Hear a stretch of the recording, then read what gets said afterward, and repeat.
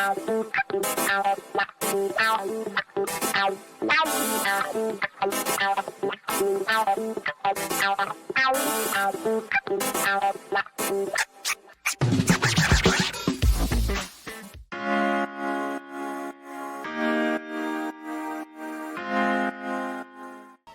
my goodness. He's the cutest I've ever seen. Oh my goodness. I just want to just get him. Twombly is like, what is this bull? I am the cute puppy demo of the Stephanie Miller Show. We've been talking about how he's a year old now, and he's the cutest 1-year-old. Yes. That's, that he has to give credit where credit is due. Yes. Steve Austin the cutest. Is bringing it. Cutest 3-month-old. Exactly. We Oh love my them all. Twombly. Okay. And he's huge. He's only 3 months old and he's huge, Stephanie. I know. Travis pointed out the tail. Like, he's going to grow into that. Okay. Anyway, hi, Frangela, on a Tuesday. This is fantastic. We remind you to support The Final Word and Idiot of the Week, which are the most fantastic podcasts. And as you point out, a black-owned business. Blackety, blackety, black. I mean... Very black. Okay. Absolutely. Very black. Black all day and sometimes on Tuesday. Exactly. Okay. This Tuesday. Let's talk about the Texas Democrats with balls that the vice president was just talking about. This is how it's done, right? They fled the interview. They fled the state. They went to Washington to urge Senate Democrats to do something. That's what I like. It's like thinking outside the box or doing something to draw attention to an injustice. This Texas voting law could not be more, unless, Angela, you always say like Trump has, and he does have a folder, illegal. We did. Texas is like no black or brown people voting here. Like basically they almost wrote it in the laws, right? Oh, yeah. Yeah. I loved watching the coverage of the Democrats from Texas representatives on the bus from the airport. Yes. Because they were interviewing this one, I think it was Chris Hayes was interviewing, I feel like his last name is Garcia, but forgive me if I'm wrong. Yeah. So he's this man and he's being interviewed. And on either side of him, he's flanked by 2 black women who their expression the entire time was like, oh no, not today. Not today. We won't be having this. No, the devil will not take our vote today. Like they just were stoned and they just kept nodding. Like, that's why we're here. And their plight is really important because what it shows us, nationally, is that we're going to have this issue all across the country with all of these bills. Yeah. And that we need federal help. Yeah. And when you've got, Republicans, Angela, caught on tape saying, thank you, Manchin and Sinema. Oh, my followers, please call them and thank them. When you have Rick Santorum saying, if it weren't for Manchin and Sinema, I don't know how else we have to, but we have got to pass these laws, don't we, on the federal level? Absolutely. We've been saying it on The Final Word. You've been saying it every day. Other people have been. I don't primary them. Recall them. They are not working in our interest. Forget the Democratic Party's interest. They're not working in their constituents' interests.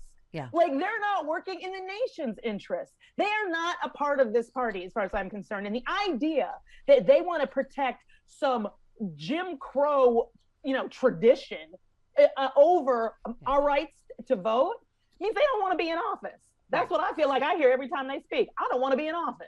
And you've got the Texas, governor sitting there going, yeah, we're going to put these people in jail. Yeah. Oh, do it. Let's see that. Because they can't. Yeah. But it's setting itself up for a really bad situation. That we're already in a bad situation. But the Texas, they don't have the authority to arrest anybody in D.C. And I have a really strong feeling that the Capitol Police aren't going to be helpful. Yeah, exactly. So, all right, so let's get voting rights. Biden's going to speak today. Here's Jen Psaki on that. He'll lay out the moral case for why denying the right to vote is a form of suppression and a form of silencing, and how he will redouble his commitment to using every tool at his disposal to continue to fight to protect the fundamental right of Americans to vote against the onslaught of voter suppression laws based on a dangerous and discredited conspiracy theory that culminated in an assault on our Capitol. Okay, and one more, Jen Psaki. He'll call out the greatest irony of the big lie is that no election in our history has met such a high standard, with over 80 judges, including those appointed by his predecessor, throwing out all challenges. He'll also decry efforts to strip the right to vote as authoritarian and anti-American, and stand up against the notion that politicians should be allowed to choose their voters or to subvert our system by replacing independent election authorities with partisan ones. And he will highlight the work of the administration against this, the necessity of passing the For the People Act and the John Lewis Voting Rights Advancement Act. So, Frangela, your thoughts on us finding out that the big lie is based on a drunken Rudy Giuliani on election night, just telling Trump to just say that he won, which he did. And so that's where. Now, I will give you guys credit. You were on tour with me. We had many a buttery Chardonnay at an airport bar. You never listened to anything I suggested, as I recall.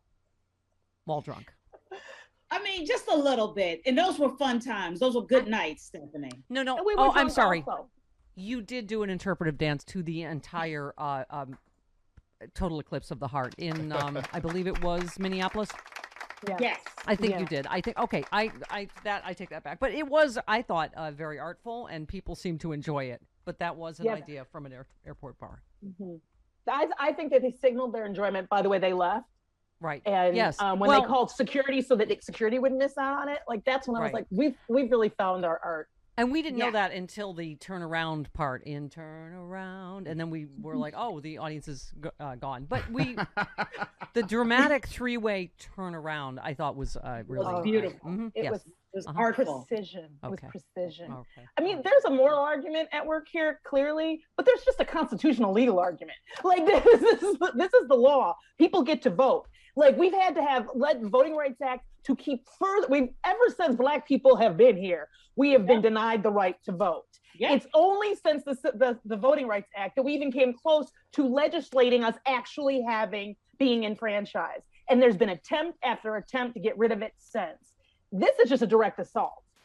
Yeah, no, absolutely. Now, speaking of us being on tour, we not only have to deal with, I don't know, perhaps whenever Delta variant, but also the bull people are doing on planes, which I don't know, sometimes has to do with masking and some. Did you see the woman duct taped to her seat after trying to open the airplane door in the middle of the flight? There's like 9,000 incidents on planes. That's the first thing we have to worry about, right, when flying. Yeah. Mask holes, covidiots, and just general crazy people. Yeah, and crackpots. Right. This is my deal. If you want some fresh air, why are you on the plane? Exactly. Why don't you rent you some kind of skateboard or vehicle and get across the country in the air?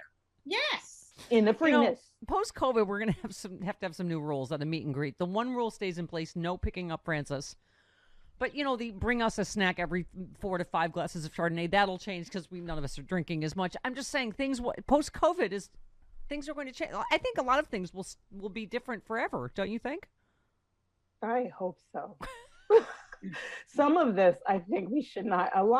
Hey, let's be real. It's been nice. Some parts of it, not the cost of it. By no means does any of it worth it. But, baby showers are better virtually. There, I've said it. You don't have to open every spice individually. Right. That's an old Rosie O'Donnell routine. But this one is scary because I know we're obviously all vaccinated, but 6 fully vaccinated people who attended an outdoor wedding in Texas in April came down with COVID. Though the vaccines made by Pfizer and Moderna may not knock out every COVID case, especially now the more infectious Delta they are very good at preventing serious illness and death from COVID.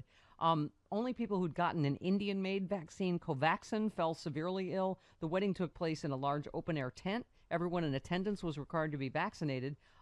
The Delta variant was introduced at a wedding by 2 people who had traveled from India.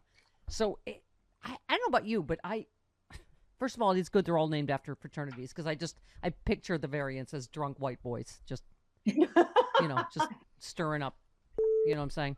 But this is serious, this Delta variant, and it just, even for those of us that have had COVID, I don't want it again. I get it won't be as bad, right? But I just am.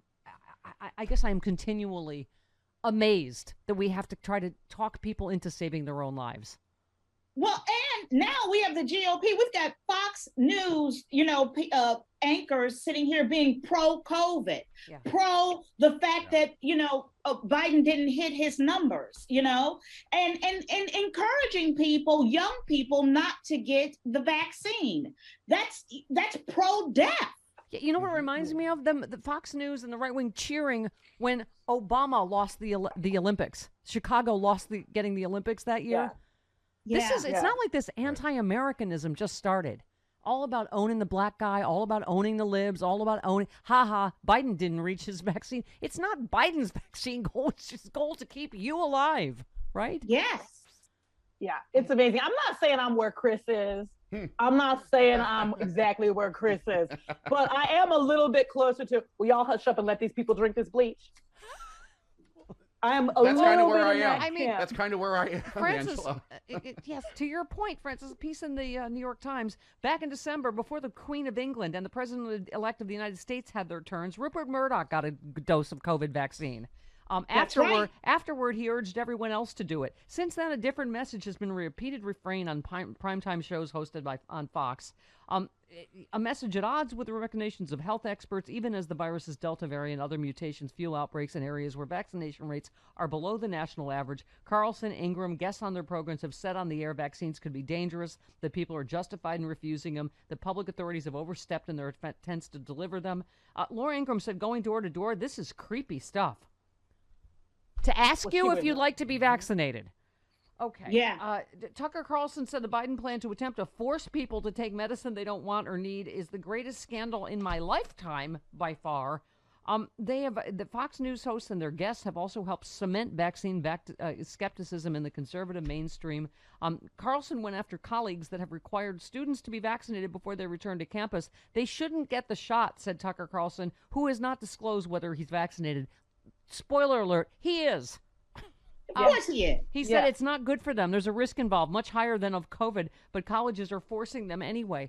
This is, this really is astounding, and to me, fire in a crowded theater. This is not free speech, right? No, and this is where we need to start. We need to start back to, them breaking reality and telling lies. And there has to be consequences. Like it has to be consequences for Trump's lawyers who brought those lawsuits. There have to be consequences for people who lie to the American people. And we have got to figure this out. And I mean harsh consequences.